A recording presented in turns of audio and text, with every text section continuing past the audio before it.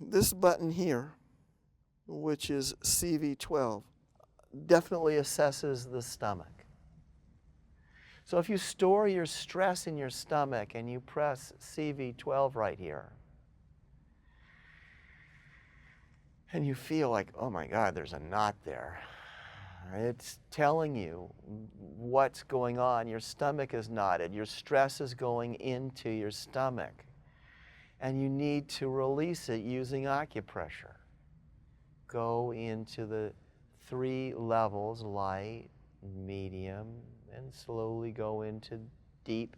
You might at first not be able to handle, it might not be good for you to go into the last depth, way down deep in there. It's just like your condition is too weak. That's okay, just accept, it takes time to heal yourself. We're in this for the long run.